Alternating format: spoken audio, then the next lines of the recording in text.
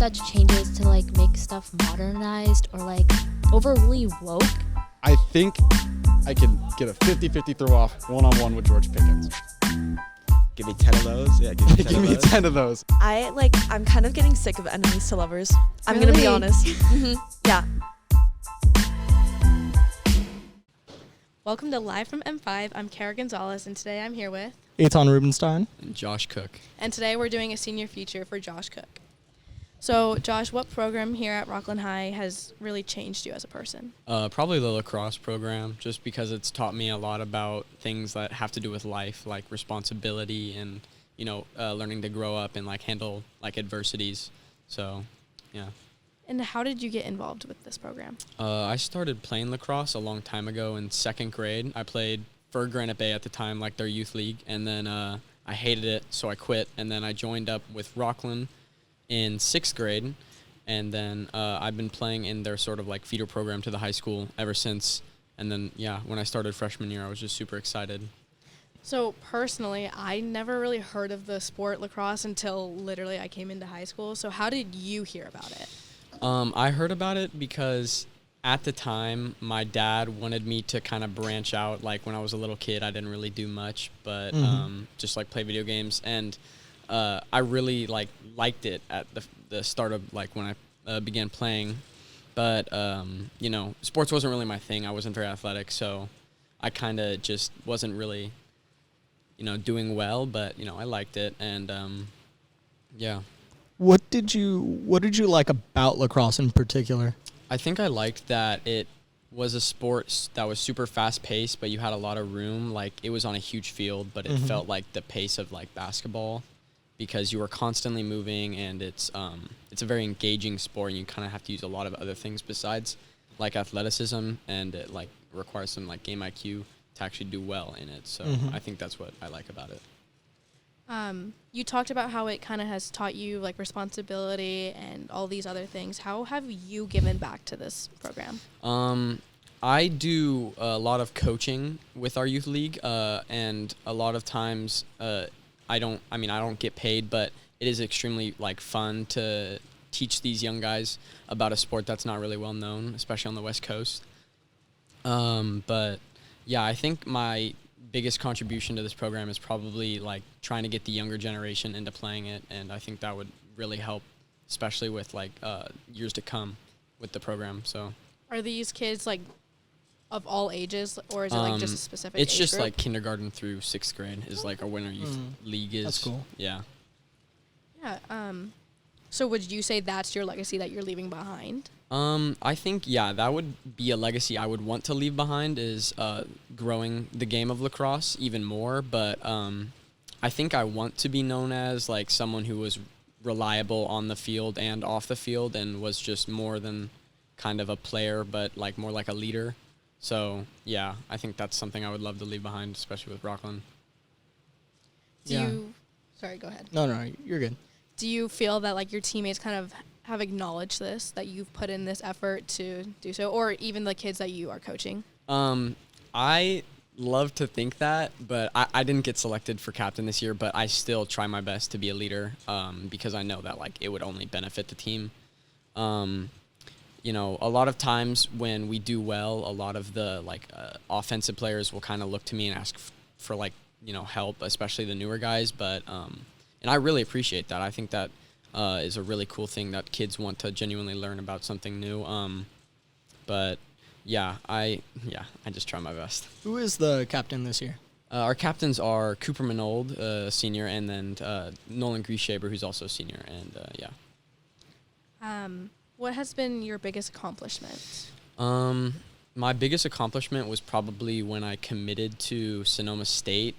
It was just a really gratifying experience, because for a long time I really wanted to play in college, but it's a struggle to get recruited. It takes a lot of time, and when I did commit, it just felt like all of the effort that I had put in from the beginning of my career was just, it all paid off, and it felt really amazing. So Do you think you could kind of walk us through the process of how you got yourself to commit to this school? Sorry. Yeah. So with Sonoma State, it's considered best for like college programs to go to tournaments and scout these players, and high school doesn't really do tournaments. So when I'm not playing in the spring, I play for a club team or a competitive team where we travel to these tournaments, and you can get noticed by schools like Sonoma State or like schools like Ohio State, you know, Cal Berkeley, basically any big college program. But yeah, they came to one of my tournaments in SoCal, I believe, and I reached out to them initially. I sent them some of my highlights from my high school, and they liked what they saw, so pretty much they checked out a few of my games. We talked it over. Then a few months later, they reached out again and asked me to come out to their campus and, like, you know, visit the team, meet the players, like, just get the experience of Sonoma State. And it was really fun, but I was, like, trying to consider all my options, and Sonoma was not my first choice, I'm not going to lie. But, you know, What was your first choice? my first choice was a school in SoCal called Chapman. They are they're a powerhouse program, is what we would call that. They're like national contenders every year pretty much for like NCAA titles, and yeah, they were my top pick, but they did not offer me as much scholarship money, so I picked Sonoma State over them. But yeah, Sonoma State was also like a school I hadn't really noticed, but when I got to like actually like do some thinking about it, I really liked what they had to offer. And so I think a few months after I'd visited campus, I reached out to the coach again and asked if I could follow up with like a spot on the roster. And he said that, you know, they still had one open for me, and that I was going to get all the scholarship money that was offered. So, you know, I just accepted it, and it was kind of like anti-climactic when I first, because it was like, oh, I'm committed now. And I just sat there after like realizing what I'd done, and then, you know, it just kind of all sank in the day after. But yeah, it was honestly a really long, rigorous process, and I'm grateful for what I got out of it. So I think that's awesome. Like, That is, yeah. not many athletes get recognized for their sports. So like when you do see that they are committing to a school, like I just think it's so awesome. yeah.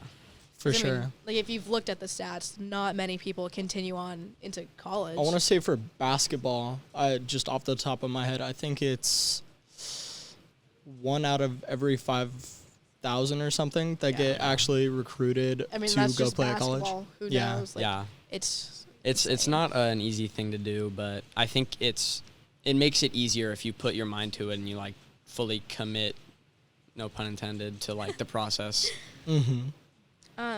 So obviously you've learned a lot through lacrosse, and then, you know, just getting recruited and actually committing. What do you think is one of the most important lessons that you've learned? One of the most important lessons that I've learned is you should appreciate the struggle, because it's like, it's what's gonna, like, when you come out of the struggle, it's gonna it's gonna make you who you are by the end of the goal. And it's really just, I think, how we learn and how we grow as people. So not enough people really appreciate, you know, what they had to go through to achieve what they wanted. So yeah, I'd probably tell that to some To young buck. kind of piggyback off of that, are there any regrets that you've made along the way? We know that sports can be stressful, so Probably my biggest regret was overthinking it. I was a very anxious kid when I first started playing lacrosse, and I think that like it set me back a lot. But yeah, one of my biggest regrets was I was always getting into my own head whenever I wasn't, you know, doing as well as I wanted, and it ended up just hurting me if I kept on to do that. So Is there a time that it just like clicked in your head and you stopped like being think- anxious and stuff? the second I stopped thinking about what I wanted to do on the field, I started accomplishing. Like I would always think about how I was going to score, and it would end up just fogging my like thoughts up. So I couldn't end up really like doing it in the game. But the second I kind of just chilled out and, you know, got my bearings and, you know, just cleared my head, I was kind of more dialed in, and, you know, it felt better. For So, sure, yeah. are you still facing this today? Yeah, actually, in our game against St. Mary's, I think I went like 1 for 8 shots. I did terrible with goals, but the past 2 games, I had a double hat trick in each of them, so it was kind of weird. But yeah, I was definitely getting in my own head that game. What is a hat trick? I A hat have no trick idea. is just 3 goals or 3 assists. Oh, nice. Yeah. Okay. Yeah. But we still ended up winning against St. Mary's, so that was good. Yeah. Congratulations on that. Thanks. I feel like it was St. a Mary's huge is win. like a private school, so yeah, you bro, know. they have some really nice facilities. I know. For sure. I saw everyone posting, and I'm like, wait, hold on. Yeah, we're like St. Mary's K. Is there like a life mantra or like a phrase that you repeat to yourself on a regular basis to kind of like get you out of that negative mindset? I kind of something our coach says a lot is stick to your guns. Like the way I think about it is you have certain tools to use out on the field, and you can use them to the best of your ability. And I don't really like think of it as like a mantra, but I just try to keep that mindset during a game, and it helps with like piecing things together because you know certain players are going to do certain things. You know you're better at certain things than like other things. So for example, like I think I'm better at shooting than I am at just dodging through players, so I try to use that to my advantage. So I think, yeah, that's probably stick to your guns is my thing. Which coach was this? Oh, our head coach, JT. Yeah, he's the head coach of our program since we started back in 2019, I believe. 2019. Yeah. Wow. So you've been here like kind of the whole time? I've been here since their second year in the program. Second year. Yeah, varsity since freshman, and then yeah. Wait, you've been on varsity since freshman? Yeah. That's amazing. Yeah. I didn't even know that. Yeah, that's really cool. Yeah. How does that make you feel? Like just knowing that you've been given that title for years. It was really cool.